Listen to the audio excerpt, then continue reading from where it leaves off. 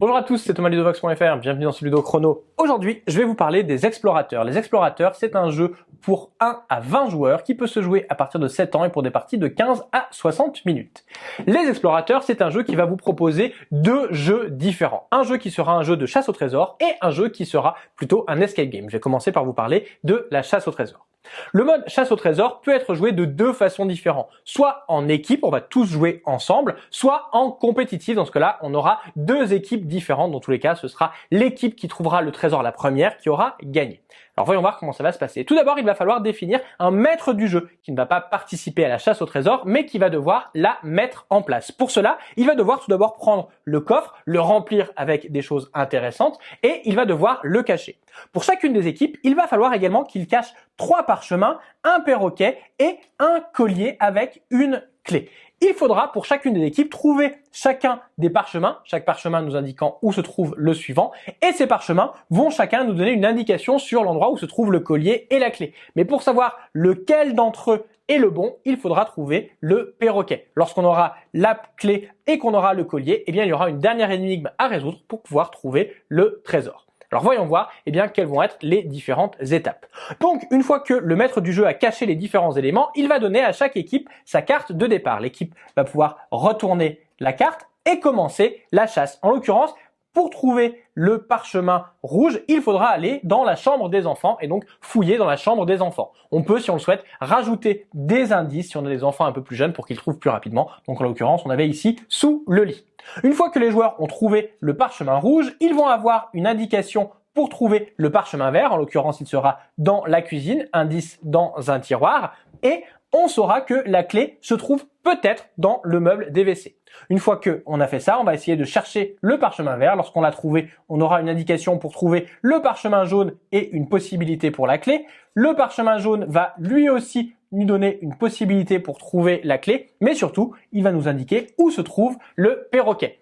Dès qu'on a trouvé le perroquet, eh bien on saura quel est le parchemin à regarder pour savoir où est la clé. En l'occurrence, il faudra trouver le parchemin vert, le parchemin qui est ici. Il faudra donc regarder dans le meuble WC. Normalement, dans le meuble WC, on va trouver donc deux choses, à la fois la clé et également la carte qui est ici. Sur cette carte, il y a un message codé. Ce message codé, il a été écrit par la Buse, qui est le pirate qui a caché le trésor. Pour pouvoir décoder ce message, il faudra utiliser le code qui est indiqué ici. Dès que les joueurs ont décodé le message, ils pourront se rendre dans le lieu indiqué et éventuellement trouver le trésor. Lorsqu'on a trouvé le trésor, normalement on a également la clé et on va pouvoir tout simplement ouvrir le trésor. Le second mode de jeu, c'est un mode d'escape game. Dans ce cas, on aura là aussi un maître du jeu, mais non seulement ce maître du jeu va devoir cacher les cartes qui sont ici et le trésor, mais il va devoir également préparer des énigmes. Ces énigmes, il y en a 8 différentes. Il faudra à chaque fois choisir le résultat que les joueurs vont devoir trouver, mais l'énigme sera proposée par le jeu. Donc une fois que le maître du jeu a caché les cartes et le trésor, il va énoncer la première énigme aux joueurs. En l'occurrence, la première énigme, c'est qu'il va leur donner un nombre. Il pourra choisir n'importe quelle valeur parmi le tableau qui est ici. Et ce nombre, il va falloir que les joueurs trouvent un moyen de combiner les nombres qui sont présents dans ce tableau pour trouver le nombre que le maître du jeu leur a donné. Alors en fonction du niveau des joueurs, les combinaisons seront différentes. Par exemple, pour les joueurs les plus jeunes qui sont par exemple au CP, on leur demandera uniquement de faire une addition de deux nombres différents et de trouver les symboles qui correspondent. Si jamais on joue avec des enfants plus âgés ou avec même des adultes, il y aura des multiplications, des divisions à réaliser en utilisant à chaque fois uniquement les nombres qui sont ici. Dans tous les cas, une fois que les joueurs ont trouvé une combinaison de nombres qui leur permet d'avoir le résultat final, ils ont trouvé l'énigme. Attention, ils ont un temps imparti. Si jamais ce temps est dépassé, ils vont devoir faire l'énigme de nouveau, mais avec un peu plus de temps. Et une fois qu'ils ont trouvé l'énigme, le maître du jeu va leur indiquer où trouver la première carte. Ils vont devoir alors aller chercher la première carte. Dès qu'ils l'ont trouvée, ils peuvent la ramener au maître du jeu et ils auront une première lettre qui correspond comme d'habitude au code utilisé par le pirate qui a caché le trésor pour pouvoir trouver l'emplacement du trésor.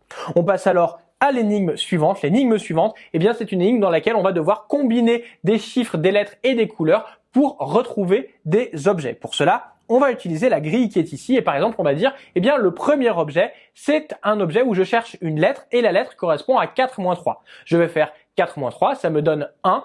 1, ça correspond à A, la première lettre de l'alphabet. Je vais regarder dans mes indices si je trouve un A. Je trouve effectivement un A ici qui correspond à l'indice trésor. Est-ce qu'il y a un objet qui correspond ici à un trésor? Oui, j'ai ici un coffre au trésor. Mon premier objet, c'était le coffre au trésor. Dès qu'on a trouvé les 3 objets, on va nous donner la position de la deuxième carte. Les joueurs vont donc petit à petit passer les énigmes les unes après les autres, et lorsqu'ils ont les 8 cartes, grâce au code, ils devraient avoir l'emplacement du trésor qu'ils vont pouvoir essayer de trouver. Ils avaient la clé de toute façon dès le début de la partie. Il est à noter que les joueurs vont avoir évidemment un temps imparti pour trouver ce trésor. S'ils n'y parviennent pas, eh bien la partie est perdue. Les explorateurs, c'est donc un jeu dans lequel il y aura plusieurs modes de jeu, un mode de chasse au trésor et également un mode d'escape game qui correspondra au précédent, mais avec des énigmes en plus.